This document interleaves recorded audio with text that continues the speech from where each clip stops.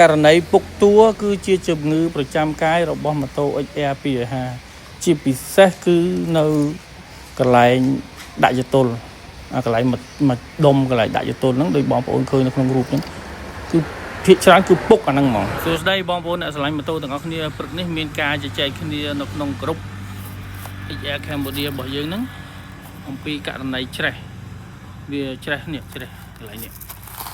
ចេះកន្លែងនេះជាទូទៅគឺវាមានច្រេះហើយដាច់កន្លែងហ្នឹងហ្មងនេះកន្លែងនេះអញ្ចឹងណា XR 250របស់យើងហ្នឹងហើយហ្នឹងខ្ញុំចង់បង្ហាញអំពីទឹកដែលវាចូលនេះតួវាធ្វើឲ្យមានទឹកចូលឡើងនេះទឹកចូលឡើងហ្នឹងហើយបន្ទាប់មកទៀតវាទៅចេញនេះចេញឡើងនេះខាងក្រោមនេះអញ្ចឹងហើយទាំងសងខាងតែនេះក៏ចេញដែរចេញខាងហ្នឹងដូចគ្នានេះវាចេញខាងហ្នឹងអញ្ចឹងណាតែអាហ្នឹងវាជារឿងធម្មតាអាតួហ្នឹងវាអត់សូវសំខាន់ប្រហែលទេវាសំខាន់ដែរប៉ុន្តែវាហូរចេញស្រួលព្រោះវាចូលតាមហ្នឹងវាចេញតាមនេះវាចេញតាមនេះប៉ុន្តែអ្វីដែលជាសំខាន់ជាងហ្នឹងទៀតនេះវាមានប្រហោងកន្លែងនេះទៀតវាមានប្រហោងកន្លែងនេះអញ្ចឹងវាប្រហោងហ្នឹងវាត្រូវទឹកចូលក្នុងតួតែកាលណាទឹកចូលក្នុងតួហើយវាផ្អៀងទៅខាងនេះអញ្ចឹងវាមានរុនចេញនៅកន្លែងនេះមួយដែរប៉ុន្តែពេលខ្លះវាស្ទះវារុនអាតែងតាមហ្នឹងវាអត់ចេញវាអត់ចេញតាមអារុនហ្នឹងអញ្ចឹងធ្វើឲ្យនេះទឹកវាដកឡើងនេះដកហ្នឹងហើយវាច្រេះតួដល់ពេលវាច្រេះតួទៅដល់ពេលយើងប្រើហ្នឹងហើយវាយូរហើយ20-30ឆ្នាំទៅនេះវាភាគច្រើនគឺដាច់កន្លែងនេះហើយនៅមានបញ្ហាកន្លែងហ្នឹងកន្លែងពីរហ្នឹងគឺមានបញ្ហាកន្លែងតួហ្នឹងព្រោះធម្មតាវានៅខាងយតុលវាត្រូវផ្អៀងមកហ្នឹងទឹកក៏មកហ្នឹងទម្ងន់មកវាមកហ្នឹងអញ្ចឹងវាត្រូវមានបញ្ហាហ្នឹងអញ្ចឹងឥឡូវចង់ជំរាបប្រាប់បងប្អូនអស់គ្នាវិធីសាស្ត្រដោះស្រាយធ្វើម៉េចអញ្ចឹងអានេះតាមការច្នៃប្រឌិតណាទី1ខ្ញុំបិទរុនឡើងនេះដាក់កាវទៅបិទរុនឡើងនេះបិទរុនមួយកុំឲ្យវាមានរុនច្រើនពេកបិទទាំងសងខាងនេះទី2យើងអាចបិទរុននេះបានទេព្រោះនេះរុនហ្នឹងណាអញ្ចឹងយើងជែកគ្នាទៅចុះបើយើងបិទរុនទាំងសងខាងធ្វើម៉េចគឺកុំឲ្យទឹកចូលទៅវាបានអីទឹកដក់បានអីទឹកចេញប៉ុន្តែក៏មានករណីមួយទៀតបកស្រាយថាយើងបិទវាបានប៉ុន្តែអាកាសធាតុវាមានក្តៅមានត្រជាក់អញ្ចឹងដល់ពេលក្តៅត្រជាក់ទៅវាអាចមានសំណើមនៅក្នុងតួព្រោះតួវាប្រហោងអញ្ចឹងដល់ពេលវាមានតែចូល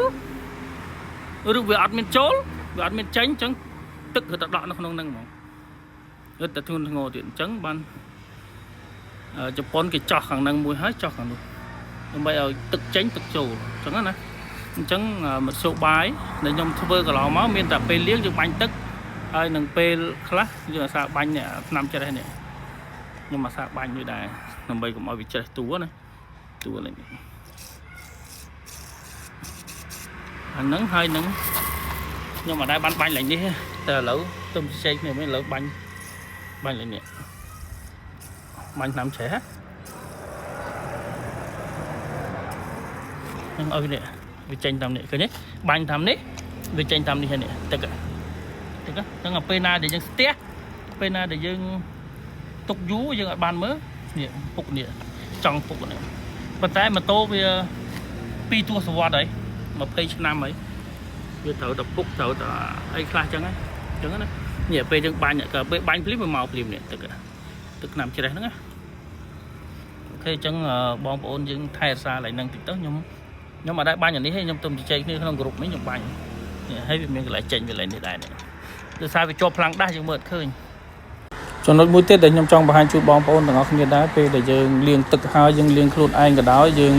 ឲ្យគេលាងក៏ដោយគឺឲ្យគេបាញ់ខ្យល់ចូលកន្លែងតួហ្នឹងគឺខ្ញុំបង្ហាញនៅក្នុងវីដេអូហ្នឹងអញ្ចឹង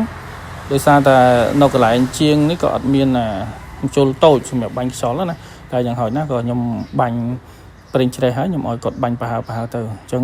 លើកក្រោយបងប្អូនទៅលាងបងប្អូនអាចឲ្យបងប្អូនអ្នកដែលគាត់លាងម៉ូតូហ្នឹងគាត់ជួយបាញ់ខ្យល់ឲ្យអូខេព្រឹកនឹងមានប៉ុណ្ណឹងចែកគ្នានៅក្នុងក្រុមយើងអញ្ចឹងក្រុម XR Cambodia នេះគឺជាក្រុមដែលយើងបង្កើតឡើងមានគោលការណ៍3គឺមិត្តភាពយើងកសាងមិត្តសាមគ្គីភាពគឺយើងស្រឡាញ់គ្នារាប់អានគ្នាហើយនឹងភក្តីភាព គឺយើងស្មោះត្រង់ជាមួយគ្នាចែករំលែកបទពិសោធន៍ចែករំលែកការប្រើប្រាស់ការថែទាំម៉ូតូហើយនឹងធ្វើបុណ្យជាមួយគ្នាដើរលេងជាមួយគ្នាអូខេព្រឹកនេះខ្ញុំចែករំលែកបានប៉ុណ្ណឹងបើសិនជាបងប្អូនគិតថាមានប្រយោជន៍ជួយចែករំលែកបន្តផងអរគុណបងប្អូនដែលស្រឡាញ់ម៉ូតូទាំងអស់គ្នា